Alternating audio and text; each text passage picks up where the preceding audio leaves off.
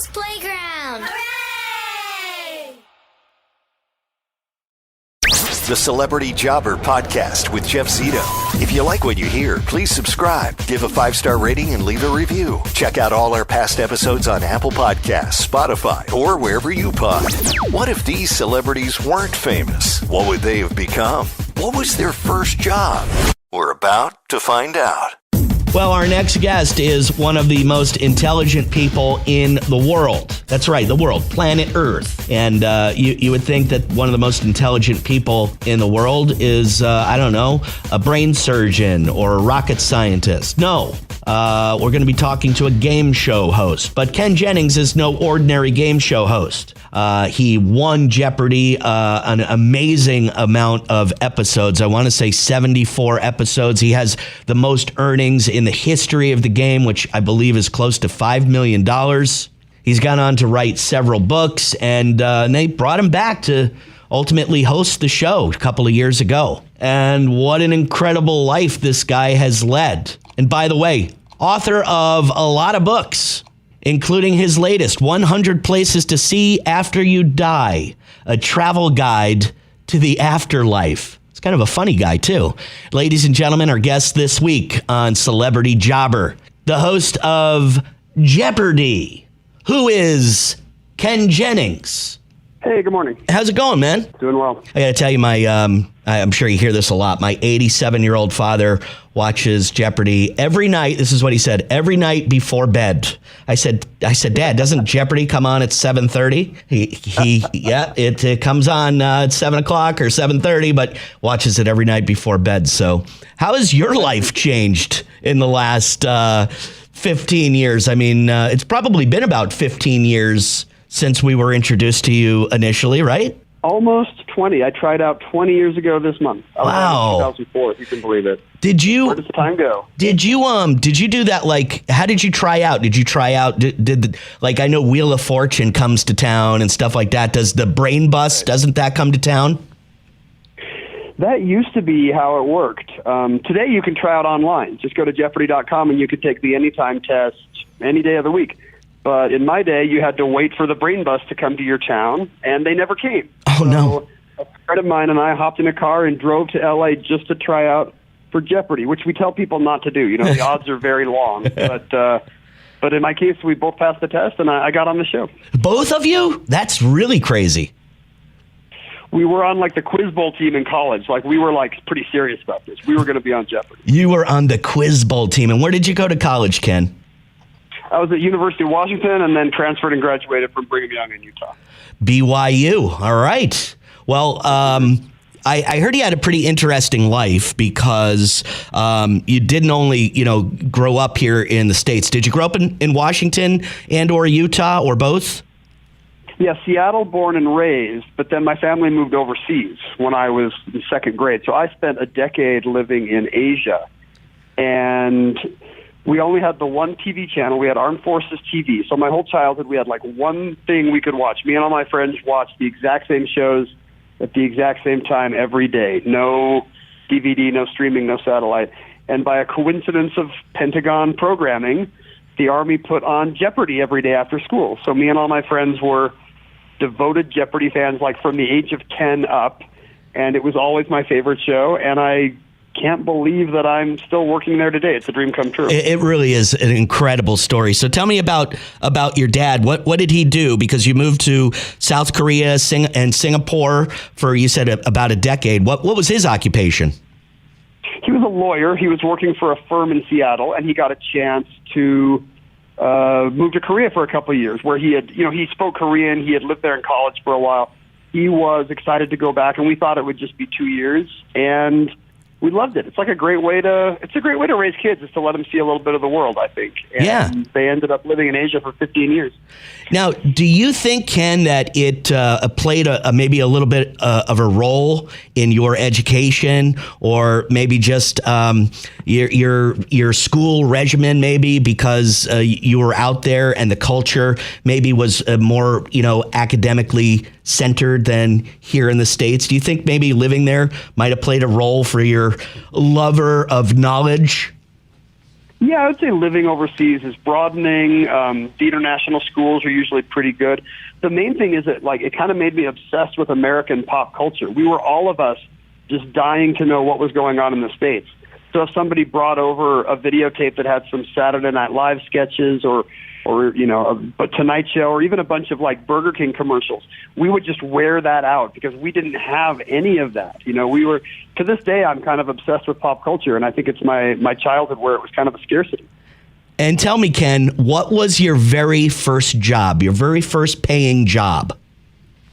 It was a campus job, touch typing. It was like a touch typing for a professor. I'm a 90-minute per word or 90 word per minute typist. So that was my first job, and then I wound up in computers at the time I went on Jeopardy. So before Jeopardy, okay, you go to college, you graduate from BYU, and then your first job out of college was in the computer industry for a healthcare company, correct?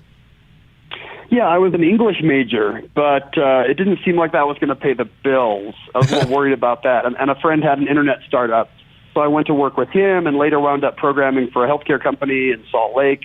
And was actually having a pretty good life in 2004 when Jeopardy came calling. Yeah, so things weren't like, it wasn't like Ken Jennings is like on Skid Row, and it wasn't like you had some kind of ridiculous rags to riches story. You're actually living a pretty good life. Well, you know, we had just bought a little house outside Salt Lake. My son had just been born, but I wasn't super good at my job. Like, I was having an early midlife crisis because I was not a good computer programmer. And I was thinking, what do I want to do with my life? And luckily, the second act turned out to be a game show of all things. And 20 years later, here we are, and I'm still hosting it. It is so cool, though, Ken. So I know it sounds like a dumb question, and you know what? I'm sure you're going to, a couple times in this conversation, you're going to be like, oh, this guy is a dumb guy. I would feel a lot of people are probably, they feel inferior when talking to you. But your big break, I mean, because there's been so many different things that have happened to you, but what do you consider your big break? Was it just getting on Jeopardy? Was it winning that very first game? Was it when you became, Ken Jennings, the all-time winner in the 74-game streak? What do you consider your big break in this whole story? I mean, the most exciting moment is winning that first game. Nothing's as good as your first time, I think. And that already exceeded my expectations. I guess the thing that changed my story was probably winning the Jeopardy Greatest of All Time tournament in 2020, because I hadn't been on the show in a while. I thought I was going to lose to James Holzhauer, and I got lucky and I won one. And it was around the same time that Alex had announced his cancer diagnosis, and Jeopardy was looking at hosting options. And I think without that GOAT tournament, I don't think I'm on Jeopardy today. That's the big one right there, because it was a series of small little Jeopardy events that happened to you that got you here today. But that one game, that was the one that you think really changed it all. I think so, because up until that time, I just finished second place to another amazing player, Brad Rutter. Every time I went on the Jeopardy, I'd finished second to Brad, and it was clear that he was the best player of his generation. And I got away with one against Brad and James in 2020. I'm happy to say, and it was nice to play with Alex one more time. That was the main reason I wanted to do that tournament. I wanted to see Alex host one more time up close. Can you tell me a little bit about Alex Trebek? Like when the camera was off, what kind of a guy was he? Because he doesn't really break character on the show. He's pretty straightforward. What kind of a guy? What can you tell us about Alex Trebek? Yeah, people assumed he was very serious because he was always so matter-of-fact on Jeopardy, but that was just to keep the game moving. During commercials, he would always take questions from the crowd, and he was funny. He would tell jokes, he would do a little bit of song and dance. I saw him do impressions. He was a very normal, down-to-earth guy. Often I would be leaving the lot, and I'd see Alex driving off in his Dodge Ram pickup truck, and he's got a Canadian tuxedo on. He's got denim head to toe. He was still like a working-class Ontario kid. He was an amazing guy. The Canadian tuxedo, by the way, here in the state of Florida, we do call that, it's somewhat of a Floridian tuxedo as well. And that, for people listening out there that don't know what that is a denim, jeans with a jean jacket. I can't see Alex Trebek sporting that.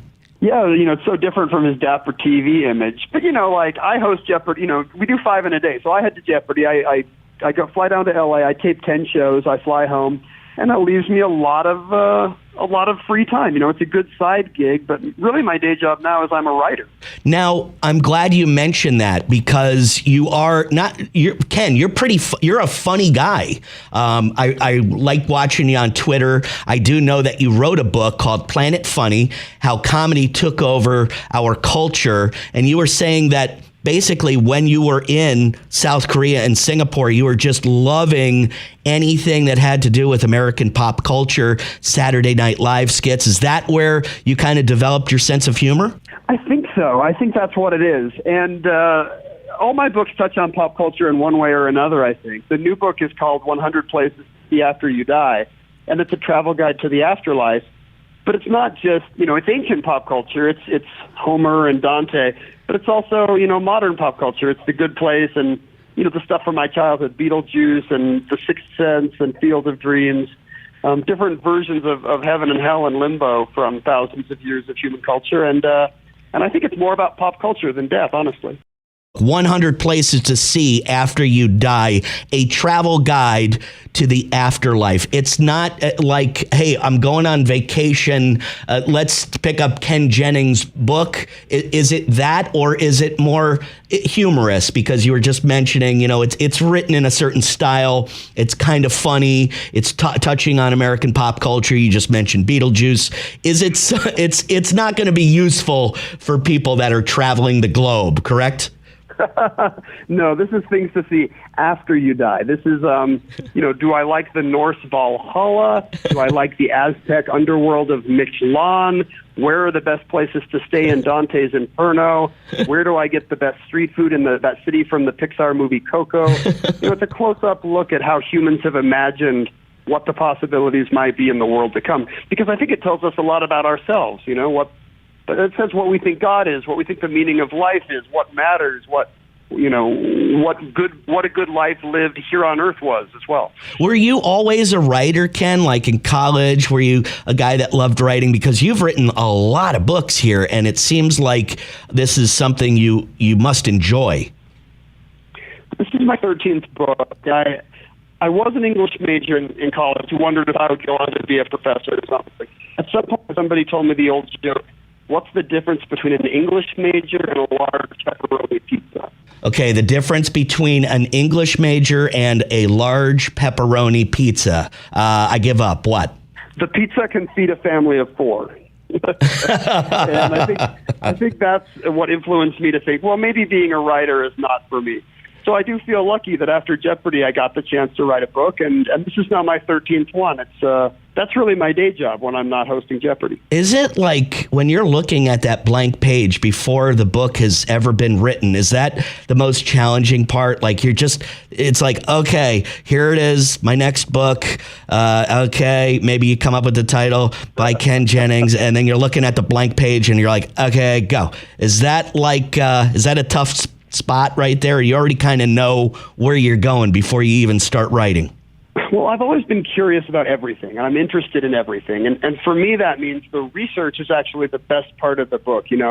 Spending a couple years reading up on versions of the afterlife from literature, time in a library finding Buddhist sutras and medieval mystics who saw heaven. That was a lot of fun, watching every episode of The Good Place or The Twilight Zone where they go to the afterlife. Research is fun, but then you're right. At some point, you face the blank page. And, hopefully your research carries you through. And at that point, you've got a vision of what the story is you want to tell. But yeah, like many writers, I do not enjoy writing. I enjoy having written. That's the best pleasure. What do you think you'd be doing today, Ken, if it wasn't for Jeopardy and this, incredible life that, do you ever think about what you might be doing? I think about it a lot, because unlike many people, my life has that one hinge where if I don't get Final Jeopardy right on June 30th, June 2nd, 2004, or whatever it is, I just fly home and go back to my job. And I'm probably a middle-aged computer programmer right now. I'm probably mildly unhappy, but doing okay. Kids are still in college. I'm probably still binging Better Call Saul and And the last season of Succession, some things are the same. Right. But I'm not hosting Jeopardy. I'm just watching it at home like everybody else. It's interesting to think about how one little day just changed my whole life. It's basically the whole point of this whole podcast. Ken Jennings, the author of 100 Places to See After You Die, a travel guide to the afterlife. Thank you so much, Ken. I appreciate your time, man. It was a pleasure. Thanks for having me. What a great guest. Ken Jennings, when asked him what he thought his big break was, kind of a two-parter. He says, nothing more exciting than winning that very first game. And that, stuck out as a life changer to him. And that stuck out as a quote unquote big break to him. But then he quickly went into the thing that really changed my life, or changed everything for me, was when he won the greatest of all time Jeopardy tournament, which only happened in 2020. And it's kind of funny because if you think about it, Ken Jennings, you would have to say before 2020, you would say, oh yeah, that's the Jeopardy guy. That's the guy that won all those games on Jeopardy. But now, since he won that greatest of all time tournament, we're talking to Ken Jennings, the author, and he wrote books, before that tournament. But now we know about them. Now he's the host of Jeopardy. So he considers that greatest of all time Jeopardy tournament in 2020 as the big life changer for him. Ken's first job was actually a typist for one of his professors in college. He typed 90 words per minute. Me and a friend of mine, before we had Ken on, we were pontificating what Ken's first job might have been. And we had all these different scenarios, like maybe he was a pizza delivery guy, and then all of a sudden he's delivering the pizza and he hears a commercial about the University of Wisconsin in the background, and he chimes into the family. Little known fact about the University of Wisconsin, they have more trees on campus per square mile than any, like a Cliff Clavin type of guy. Like, how annoying is this pizza delivery guy? But anyway, Ken was not a pizza delivery guy. He was a typist, once again, for a college professor. And also, when he got out of college, he was in the computer programming business for a healthcare company. He says he wasn't very good at it. But the real question was, what do you think he might be doing now if it wasn't for all this Jeopardy business? And he says he thinks about it all the time, probably just, being a Joe Schmo in middle America, probably living in Utah, and a couple of kids and an okay computer programmer, and, living an okay life, but nothing like he's living right now. Ken Jennings, what a great story, and what a cool guy. And I don't think I sounded like too much of a dope. The key words here, too much.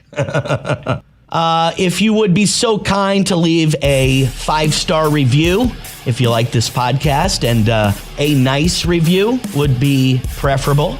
You can check out the Celebrity Jobber podcast on Instagram, of course, celebrityjobber.com, for all past episodes, and available on Apple Podcasts, Spotify, or wherever you consume your podcasts.